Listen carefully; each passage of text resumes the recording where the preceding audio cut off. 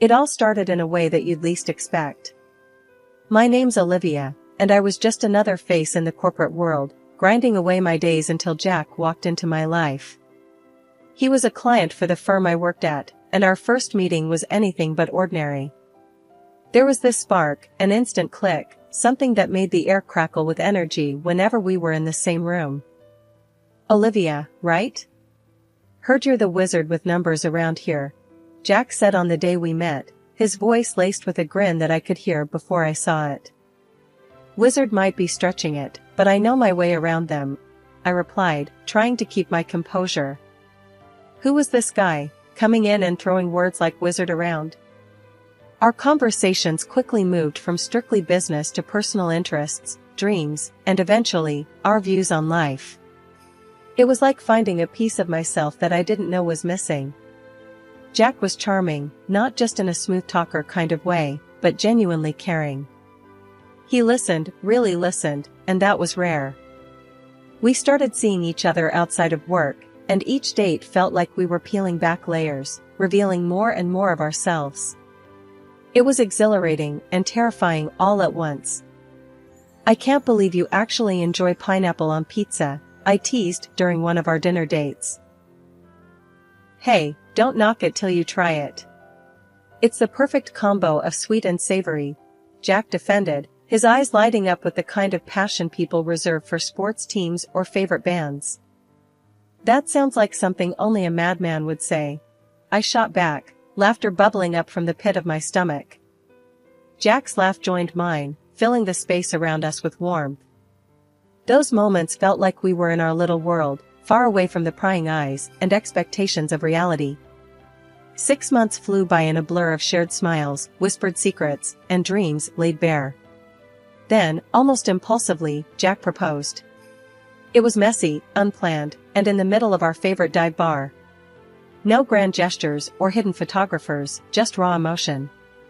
"Olivia, I know this isn't fancy. I don't have a ring yet, and we're surrounded by the smell of stale beer, but I can't imagine my life without you in it. Marry me?" His voice was steady, but his hands were shaking. In that moment, I realized how deeply I had fallen. "Yes, but if we're doing this, we're doing it our way. No fuss, just us." Our marriage was quick, just like our decision.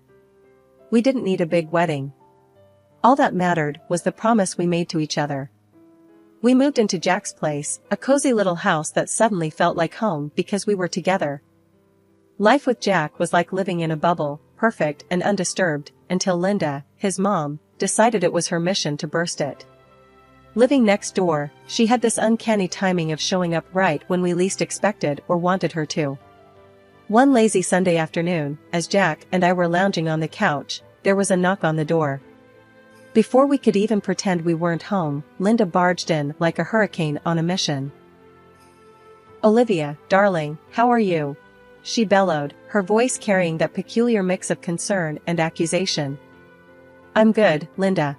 Just enjoying the weekend," I replied, forcing a smile that felt more like a grimace. "Enjoying, huh? You know what would make weekends better? A grandchild running around," she shot back, her eyes darting between Jack and me, as if her mere gaze could impregnate me. Jack, ever the peacemaker, tried to lighten the mood. "Mom, we've talked about this. We're not in a rush." Linda wasn't having any of it. "Not in a rush? I had Jack when I was your age, Olivia. The clock is ticking, you know." Her words hung in the air, a constant reminder of the pressure she was piling on us. It wasn't just the occasional comments anymore, it was every single visit. Dinners were marred by her pointed questions and comparisons to her friends' children, who were apparently popping out grandchildren left, right, and center. One evening, she overstepped more than usual. We were at her place for what was supposed to be a peaceful dinner. The main course wasn't the only thing served, Linda dished out her ultimatum as well. "Olivia, I've been patient, but I need to know. Are you even capable of giving me grandchildren?" Linda's voice was sharp, each word slicing through the pretense of a familial meal. I was taken aback, anger boiling in my veins. "Linda, that's way out of line. We'll have kids when and if we want to. And when we're ready, not because you're demanding it. Jack finally found his voice, though it was softer than I'd hoped. Mom, Olivia's right. This isn't just about what you want. But Linda was relentless. Fine, if you won't do it for me, do it for yourselves. But I want you to get checked out. I need to know the problem isn't from your side. The nerve of her, as if bearing children was some family duty I was failing at. Jack looked at me, his eyes apologetic. Maybe you should, Liv. Just to get her off our backs. I agreed, but on one condition. Fine, but you're getting checked too, Jack. Fair's fair. Okay. Anything for peace, he conceded, though I could tell he was just as annoyed. The whole ordeal of getting tested was humiliating and invasive, not to mention completely unnecessary in my eyes. But it turned out to be an eye-opener in ways we hadn't anticipated. Jack's results came back, and the irony of the situation wasn't lost on us. The issue Linda was so concerned about, the delay in expanding our little family, stemmed from her precious son. The aftermath was a blend of vindication and sorrow. I wasn't sure how to feel. I wanted to rage at Linda, to throw her words back in her face, but I also saw the man I loved crumbling under the weight of his own imperfections. Linda's reaction was predictably unsupportive. Instead of rallying around her son, she doubled down on her blame game, pointing fingers at me for not being understanding enough, for not caring for Jack in his time of need. And Jack? Well, he wasn't the same. The light in his eyes dimmed, replaced by shadows of doubt and shame. He retreated into himself, leaving me to fend off Linda's barbs alone. Jack's struggle with the news about his fertility hit him harder than a freight train. Instead of facing it head-on, he looked for escape in booze, letting the bottles drown out his sorrows and shame. Nights turned into a blur, with him either passed out or staring into nothing, a whiskey bottle his only company. One evening, I couldn't just watch him spiral anymore. Jack, this ain't the way, you know. We gotta face this thing together, not let it tear us apart, I said, my voice a mix of frustration and worry. He just scoffed, the smell of alcohol heavy in his words. Face what, Olivia? That I'm a failure? That I can't give you kids? What's the damn point? It's not about that, Jack. It's about us, finding a way through. The doctors said it was unlikely, not impossible. Maybe see other doctors, explore other options. I tried to get through to him, but it was like talking to a wall. Other options? You mean raising some other guy's kid? That ain't gonna be my child, Olivia. How am I supposed to live with that? His words were like daggers, but I knew it was the booze and pain talking. Any child we raise would be ours, Jack. Ours. It doesn't matter how they come to us, I countered, but it was like I was speaking a foreign language to him. He just shook his head, sinking further into the couch and his despair. You don't get it, Liv. You'll never get it. That night was just the start. Jack began blowing off work, first with sick calls, then not even bothering. His job, once his pride, now seemed like just another burden. Linda, his mom, only added fuel to the fire. Olivia's not doing enough for you, Jack. A real wife would have you out of this slump, she accused one day, her voice sharp enough to cut glass. I had enough and shot back. Doing enough? I'm trying to keep us afloat here, Linda. But he needs more than just me yelling at him. He needs help, real help, not just your complaints. Linda glared at me, her voice icy. My son doesn't need some shrink. He needs his family. And a wife who's actually there for him. Her words stung, but I knew standing by Jack was all I was doing, even as he slipped further away, becoming a ghost in his own life. I tried again one night, the silence heavy between us.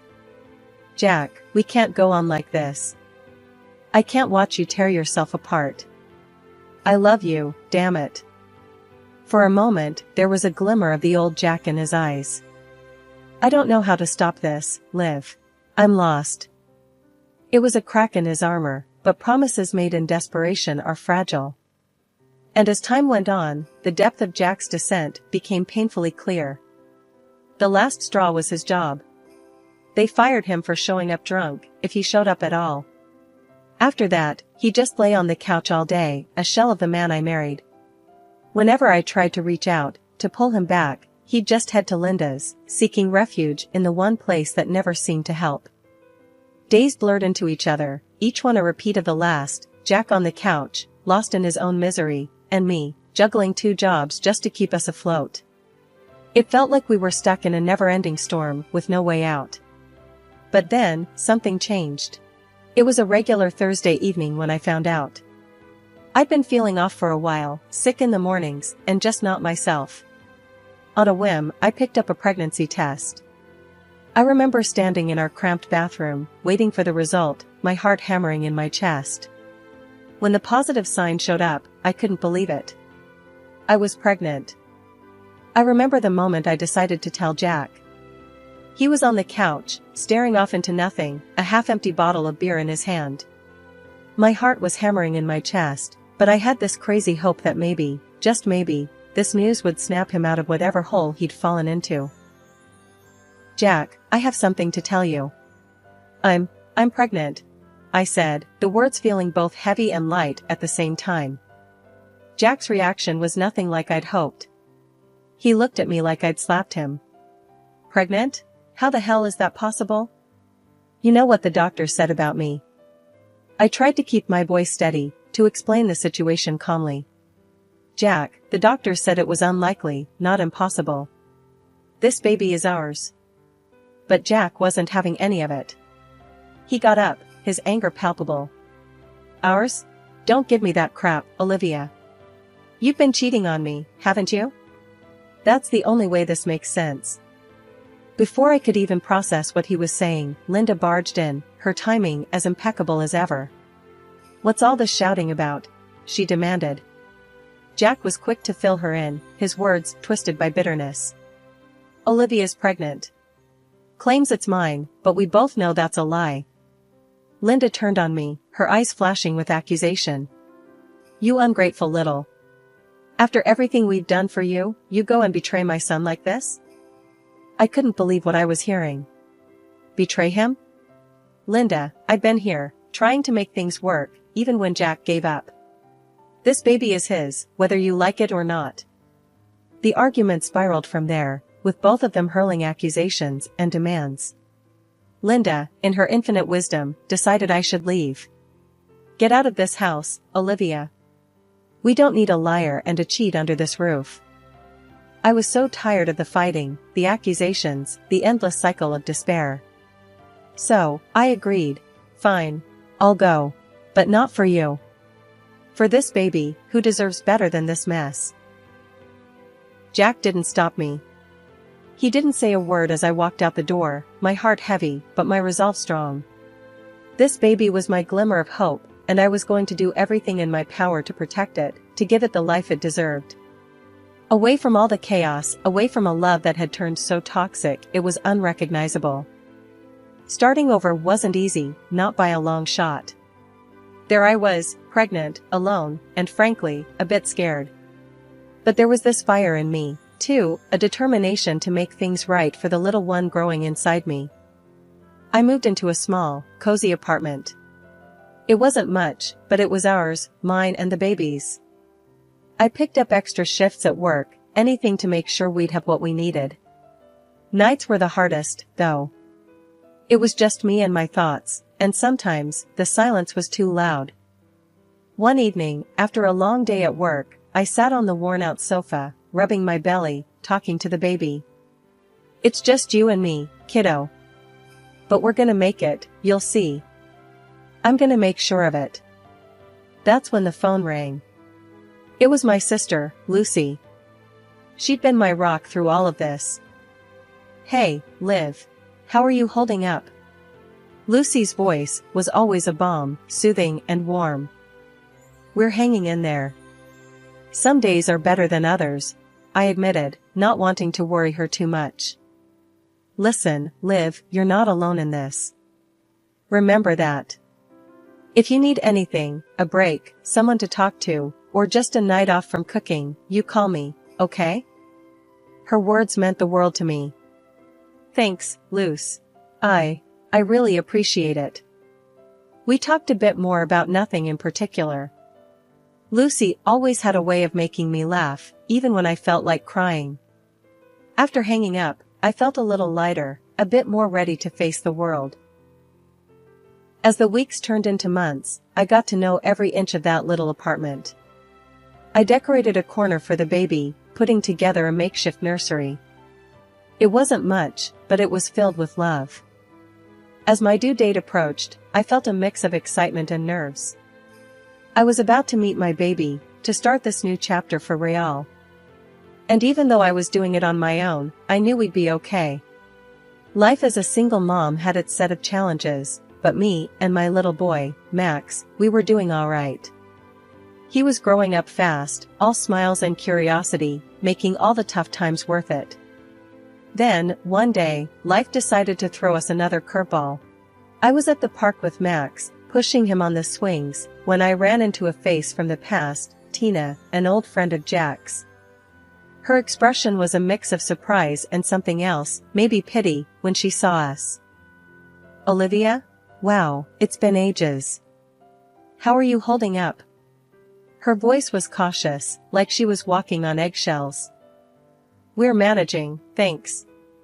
Max keeps me on my toes," I said, trying to keep the conversation light. "Yeah, I heard about, well, everything. I'm sorry, Olivia. For what it's worth, Jack's been going through a rough patch, too." Tina's attempt at being diplomatic was awkward at best. "Oh?" I prompted, not sure I wanted to know but asking anyway. "He got married again. Had another kid, but things didn't go well. There were problems with the baby. He was born not quite healthy. And then Jack got into trouble for not paying support. It's a mess." Tina's words tumbled out in a rush. Hearing about Jack's troubles stirred up a storm of emotions in me. Part of me felt vindicated, seeing him face consequences for once. But there was no joy in it, especially hearing about another child caught in the middle of his mess.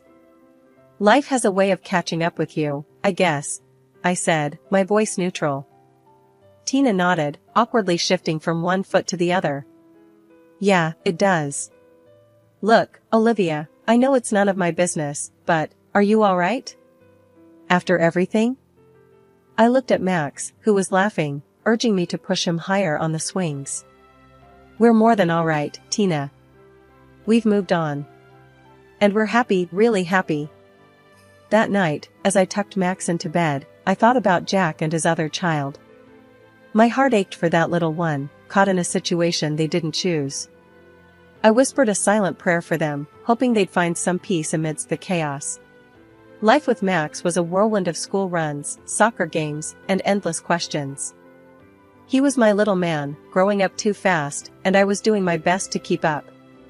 Our routine was hectic but happy, until one day, a blast from the past turned our world upside down.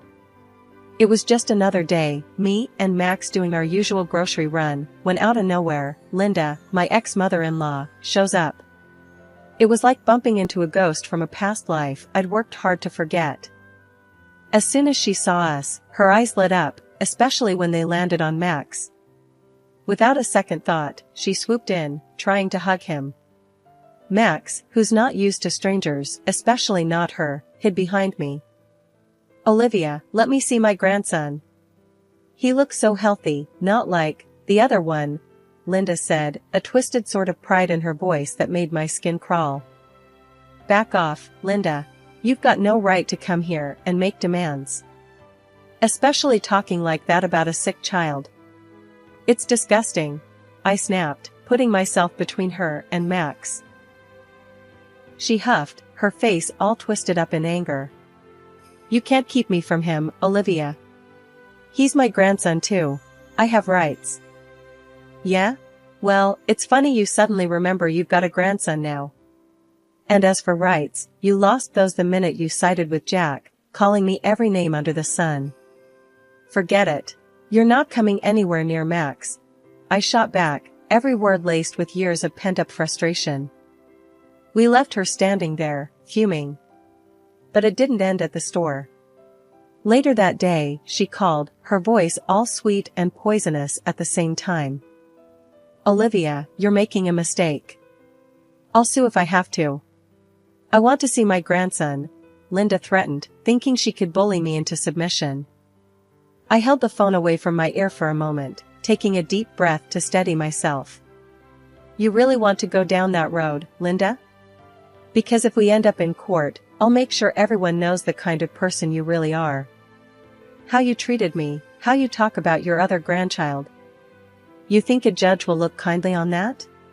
There was silence on the line for a few beats, and I could almost hear the gears turning in her head. "You wouldn't dare," she finally hissed. "Try me, Linda. I've kept my mouth shut for too long. But I'm done playing nice. Max and we're doing just fine without you. So, you go ahead and try your luck in court. We'll see how far it gets you."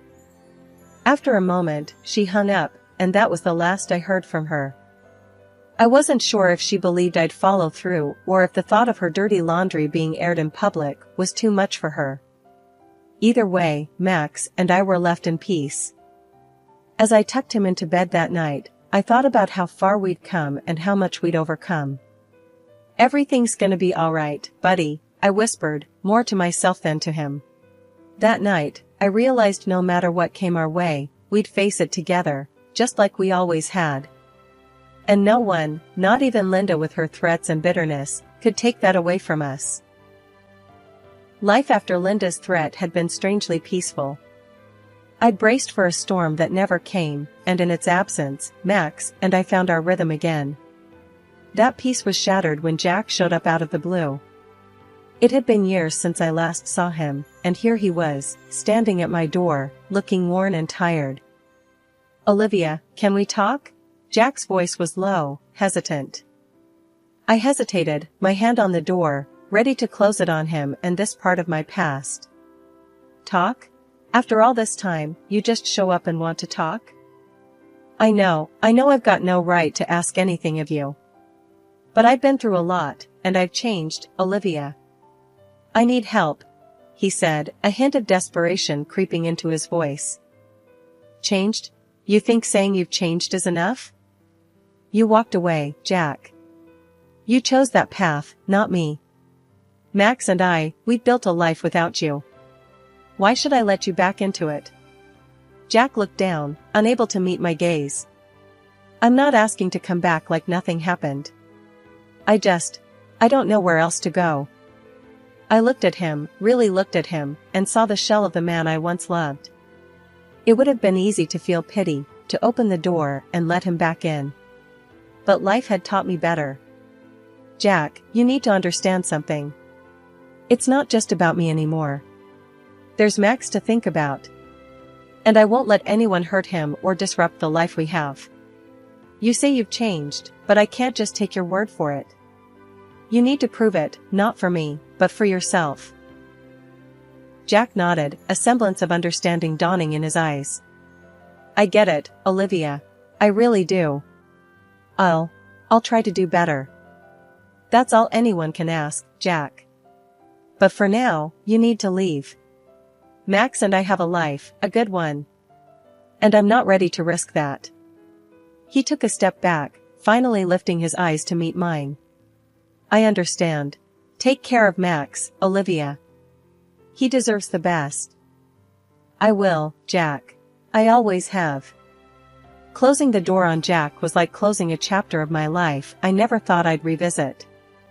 It was hard, but in that moment, I knew I'd made the right decision. Later, as I watched Max play in the backyard, the late afternoon sun casting long shadows over the lawn, I realized how far we'd come. We'd faced down ghosts from our past and stood our ground, stronger and more united than ever. "Mom, look," Max called, waving at me from his makeshift fort. I smiled, walking over to him. "What is it, buddy?" "Just wanted to show you the fort. It's our castle," he said, his eyes shining with pride. "Our castle, huh? I like the sound of that. It's our little kingdom, and we protect it together," I said, ruffling his hair. "Yeah, together. Max agreed, a big grin on his face. As the sun set, painting the sky in hues of orange and pink, I knew that no matter what the future held, we'd face it head-on, as a team. Our little family of two was a force to be reckoned with, built on love, resilience, and a firm stand against the challenges life threw our way. And that was all we needed.